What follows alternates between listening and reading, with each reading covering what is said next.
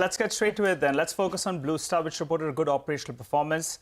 Mr. Advani, the chairman and MD of Blue Star, joins us on the show. Hi, Mr. Advani. Good morning, and thanks a lot for joining. And congratulations on a solid showing. Reading a note early this morning, and they mentioned that what stole the show in the past quarter is your margins.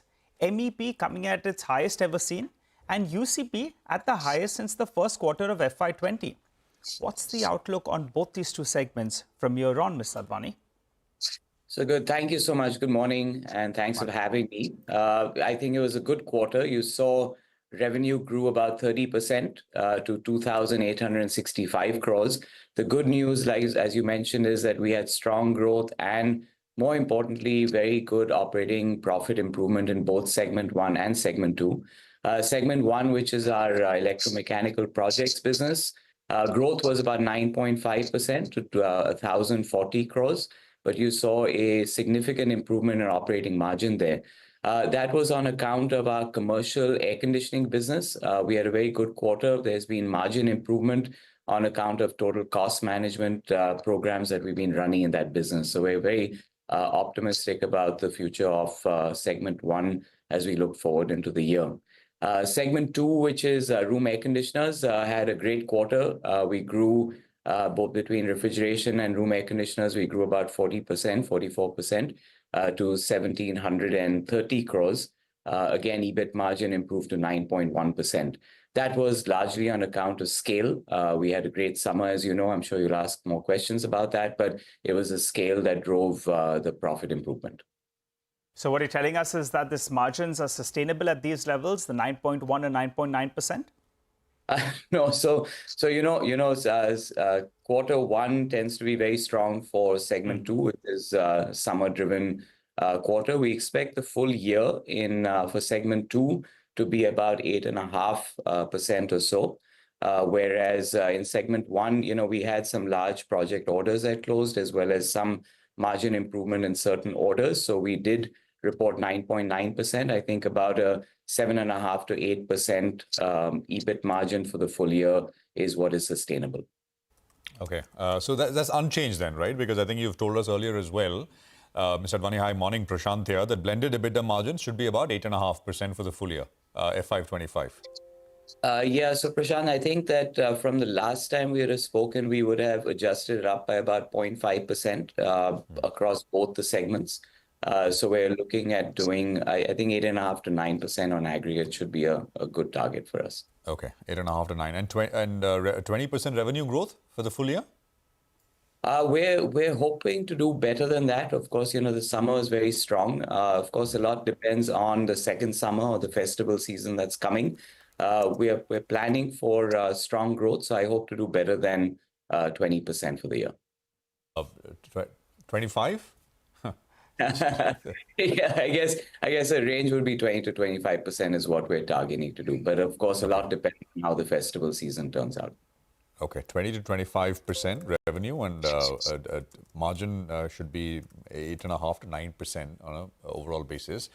And of course, I mean, cooling demand sort of is, I think, the single biggest source of, when you look at breakup power demand, I think cooling is going to be essentially the largest, I think still is the largest constituent, will be the largest, bigger constituent over the next several years and decades. Those are estimates. So in that sense, you find yourself in a good place. But there's one thing I've we've spoken earlier as well, is competition, right? Lots of people have said that there is no real price leverage in the system because of a lot of the capacity which is coming on. Industry is adding a fair bit of capacity. So I just wanted your sense on how that is, how you see that shaping up. Sure. So, pricing and margins, of course, go very tightly together. In segment one, I think that, our business strategy is very different. We are very selective about the business that we book. Of course, it's a B2B business, so it is easier to do that. And you can see year on year, we're delivering that improvement in margin and continuing to grow at a reasonable pace. Segment two is where you're highlighting is the extreme competition. And, in many ways, the price is determined by the market, not by someone like us, especially because we're a number 4, number 5 player. I think that as I look forward, Of course, we've all been concerned about the large amount of capacity that is coming online across many brands. But if you look at this last season, of course, the market grew over 50% as far as room air conditioners are concerned. Of course, a large part of it had to do with the summer, no doubt. And we get once in 3 or 4 years, we get a golden summer, as we're calling it, and we got that this year. But even if I strip out that bump up on account of the hot summer, it was very strong basic demand across multiple towns and cities in the country. And so we feel that there's a structural change in the growth rate of our industry. And with this, if we're able to sustain this for a couple of years, I think that the market will absorb this additional capacity that had been planned. The other thing is that I think all the large OEMs will have all their production online by the end of this year. There are a couple more large investments that are pending from the top 5, 6 brands. I think as those come on stream, we're seeing OEMs focusing on assembling products, and we're seeing contract manufacturers focusing on the component ecosystem. So I think it will evolve over the next 3 or 4 years, where we will have adequate capacity. Of course, there will be some amount of excess capacity, but not as bad or as large as we had thought a year or two ago. All right, Mr. Advani, you're guiding for 20-25% growth. How much will exports contribute? I wanted to understand, what has been the response to the trial orders. So for this year, exports will contribute how much to the total pie? And I believe in the next few years, you're looking at becoming a bigger player in the global market. So where do you see that number headed? Sure. So I think this year the number will be only about, I'm going to say 400 to 500 crores.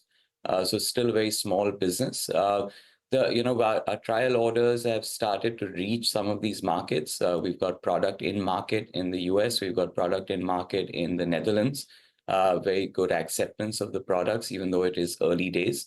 But as we've told you in the past, this is we're addressing the decarbonization of heating and cooling in these markets. And there's a transition period for this because, we're not going after an existing old market. We're actually going after a transitioning future market. And so some of our growth will be determined by how quickly the market moves towards these decarbonization solutions.